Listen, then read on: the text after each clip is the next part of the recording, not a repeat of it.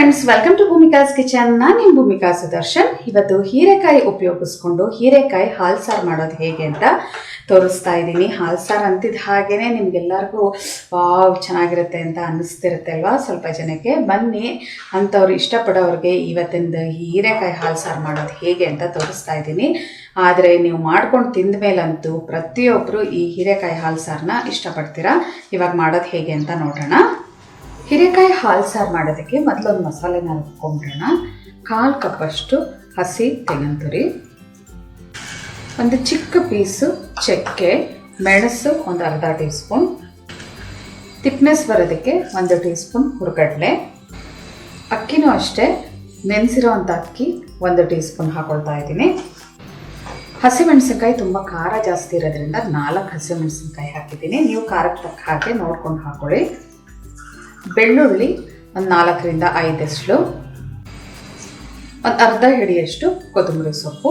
ಇದಕ್ಕೊಂದು ಅರ್ಧ ಲೋಟ ನೀರು ಹಾಕ್ಕೊಂಡು ನುಣ್ಣದಾಗಿ ರುಬ್ಕೊಳ್ತೀನಿ. ಒಂದು ಅರ್ಧ ಕಪ್ ನೀರು ಹಾಕ್ಕೊಂಡು ನುಣ್ಣದಾಗಿ ರುಬ್ಕೊಂಡಿದ್ದೀನಿ.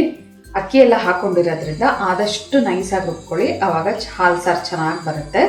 ಇವಾಗ ಇದನ್ನು ಒಂದು ಪಕ್ಕ ಎತ್ತಿಟ್ಕೊಂಡು ಒಗ್ಗರಣೆ ಹಾಕೊಳ್ಳೋಣ.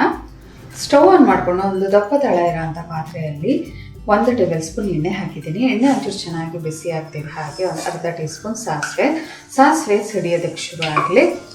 ಸಾಸಿವೆ ಒಂದ್ಸಲ ಸಿಡಿಯೋದಕ್ಕೆ ಶುರು ಆಗ್ತಿದೆ. ಹಾಗೆ ಒಂದು 3-4 ಬೆಳ್ಳುಳ್ಳಿ ಒಂಚೂರು ಫ್ರೈ ಆಗಲಿ. ಬೆಳ್ಳುಳ್ಳಿ ಒಂಚೂರು ಘಮ ಬರೋಕ್ಕೆ ಶುರು ಆಗ್ತಿದೆ. ಹಾಗೆ 1 ಈರುಳ್ಳಿ ಉದ್ದ ಸ್ಲೈಸಸ್ ಥರ ಕಟ್ ಮಾಡ್ಕೊಂಡಿರುವಂಥದ್ದು, ಜೊತೆಯಲ್ಲೇ 1 ಗರಿ ಕರಿಬೇವಿನ ಸೊಪ್ಪು. ಈರುಳ್ಳಿ ಒಂದು ಸ್ವಲ್ಪ ಸಾಫ್ಟ್ ಆಗಬೇಕು, ಅಲ್ಲಿವರೆಗೂ ಫ್ರೈ ಮಾಡ್ಕೊಳ್ತೀನಿ. ಈರುಳ್ಳಿ ಒಂದು 2 ನಿಮಿಷ ಬಡಿಸ್ಕೊಂಡಿದ್ದೀನಿ, ಸಾಫ್ಟಾಗಿ ಆಗಿದೆ. ಇವಾಗ ಒಂದು ದೊಡ್ಡ ಹೀರೆಕಾಯಿ ಅಂದರೆ 1/4 kg ಹೀರೆಕಾಯಿನ ಸಿಪ್ಪೆ ಎಲ್ಲ ತೆಗೆದು 1 ಇಂಚ್ ಉದ್ದದಲ್ಲಿ ಕಟ್ ಮಾಡ್ಕೊಂಡಿದ್ದೀನಿ. ಇದನ್ನು ಈ ಹೀರೆಕಾಯಿನ ಈ ಥರ ಒಗ್ಗರಣೆ ಎಲ್ಲಾದರೂ ಬೇಯಿಸ್ಕೋಬೋದು.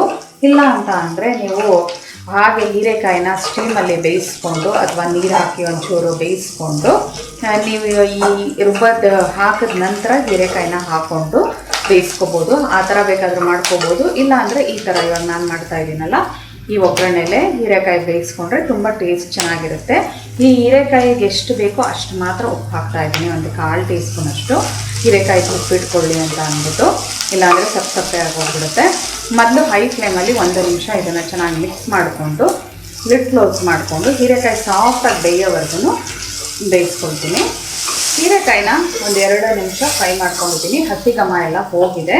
ಇವಾಗ ಲಿಡ್ ಕ್ಲೋಸ್ ಮಾಡಿಕೊಂಡು ಕಂಪ್ಲೀಟ್ ಲೋ ಫ್ಲೇಮ್ ಮಾಡಿಕೊಂಡು 4ರಿಂದ 5 ನಿಮಿಷ ಬೇಯಿಸ್ಕೊಂಡ್ರೆ ಹೀರೆಕಾಯಿ ಸಾಫ್ಟಾಗಿ ಬೇಯುತ್ತೆ. ಮಧ್ಯೆ ಒಂದು 2 ಸಲ ಮಿಕ್ಸ್ ಮಾಡ್ಕೊಂಡಿದ್ದೆ. ನೋಡಿ, ಹೀರೆಕಾಯಿನ ಪ್ರೆಸ್ ಮಾಡಿದ್ರೆ ಕಟ್ ಆಗಬೇಕು. ಆ ಥರ ಅಷ್ಟು ಸಾಫ್ಟಾಗಿ ಬೆಂದರೆ ನಿಮಗೆ ಈ ಹೀರೆಕಾಯಿ ತಿನ್ನೋದಕ್ಕೆ ತುಂಬ ರುಚಿಯಾಗಿರುತ್ತೆ. ಇವಾಗ ರುಬ್ಬಿರೋವಂಥ ಮಿಶ್ರಣ ಹಾಕ್ಕೊಳ್ತೀನಿ.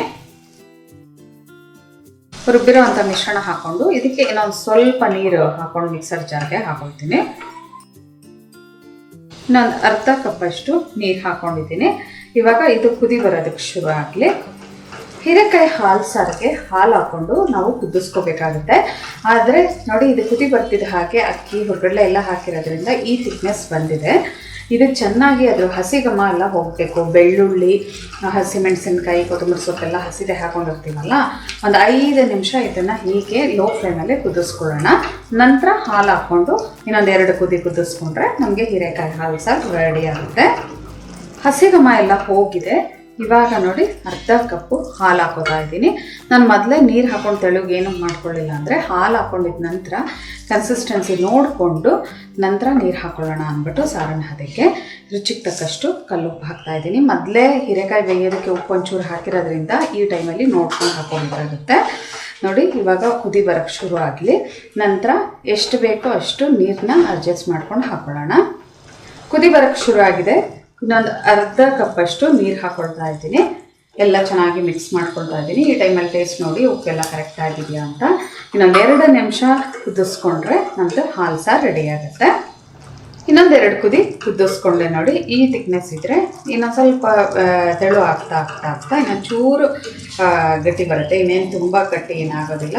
ಇವಾಗ ಸ್ಟವ್ ಆಫ್ ಮಾಡ್ತಾ ಇದ್ದೀನಿ. ಸರ್ವ್ ಮಾಡೋದಕ್ಕೆ ಬಿಸಿ ಬಿಸಿ ಹೀರೆಕಾಯಿ ಹಾಲು ಸಾರು ರೆಡಿ ಇದೆ.